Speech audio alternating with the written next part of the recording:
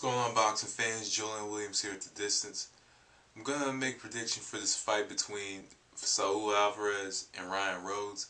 Matchup takes place June the 18th on HBO for the WBC Junior Middleweight Championship. Puts together the challenger Rhoades against the champion Saul Alvarez. So, thinking about this fight, this is the second in a row UK fighter that Saul Alvarez has faced. To me, I think Rhoades is pretty much going to be the best opponent that Saul Alvarez has faced so far in his young career. 20 years old, over 40 fights, in his 3-4 year professional career, continuously trying to get better, continuously fighting. You have to appreciate the activity of Saul Alvarez. So it's the second UK fighter in a row. And this fighter, Rhoades, is perhaps the best. Is going to be the best opponent that Saul Alvarez had faced. And this is an actual junior middleweight fight. This isn't a catchweight fight. So I'm sure Alvarez will be able to make the weight anyway. Something to worry about with Alvarez, though, is, being 20 years old, I think he's probably still growing. I think he's probably still growing, and he may in the next year or so outgrow that weight class. Who knows? Because they say most men grow until they're 21. Some say 23. I don't know, but he might. I think he may grow out of that frame sometime soon, possibly. I think he's about to turn 21 soon, but who knows? So going into this fight, Rhoades, a crafty veteran, switch hitter. He uses the ring very well. I think he's a good body puncher. Saw in the fight against Jamie Moore, one of my favorite fights from 2009. Good body puncher, decent body puncher. Overall, I just think he's perhaps a good opponent for Saul Alvarez. Win or lose, this is a learning experience for him against Rhoades.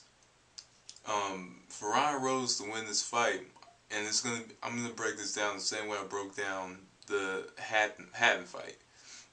I think the way to beat Saul Alvarez is actually beating him to the punch, not getting hit, and using athleticism, and using athleticism and boxing ability, along with each other, make them go hand in hand. For Rhoades to win, he has to hit Alvarez and not be hit. Kind of that Ali, kind of that Ali axiom of boxing, the Ali ideology. Hit, not be hit, and try to continue it the whole entire fight. Something that Rhoades can do well is he can switch directions. He can switch up when the time is right, and he has the hand speed to just beat Alvarez to the punch, beat him to the punch. Alvarez sometimes with his technique, he doesn't get his jab back in time, which makes it somewhat easy for a fighter to counter him. He's a little bit slow on his feet, and fighters could kind of, if he have fast feet, that makes it easy to find spots in the ring, pick the spots, find openings, and that's from using movement. And pretty much, even if he finds a counter shot, then just continue throwing. No single shots for Rhoades, just combinations. And if it is a single shot, it's a single shot that sets up combinations. And I think just those things alone could possibly beat Saul Alvarez. Saul Alvarez in this fight has to walk down Rhoades. Now, he does have, he has a decent jab, and his jab's very authoritative. And, shots that Saul Alvarez throw quite well are the left hook, the overhand right, and straight right hand. He throws those shots well. He can knock you out with one of those shots, even body shots. In this specific fight, what he wants to do is he wants to walk down Ryan Rhoades, using the jab, utilizing his jab, using his straight right hand, and possibly looking for the overhand right counter. The shots that he does throw well. Also, what he wants to look for is a body shot inside. He wants to look for maybe the left uppercut to the body inside, and he just wants to kind of cut off the ring and use the jab, walk him down, and maybe even look for the knockout in this fight. I think at 154 pounds, it's either he has more power or his power didn't carry up. At a young age, I think the power carried up.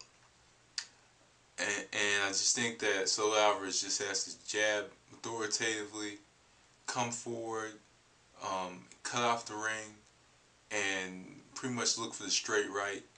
Look for the straight right, or look, and when he's at southpaw, look to counter over the top of his jab with overhand right or overhand left with when he's orthodox. And in close quarters, look for punches to the body. As I mentioned, this is the best fighter that Saul Alvarez is gonna face. Out of everybody, I'm sure he's preparing quite well and training quite well and training hard.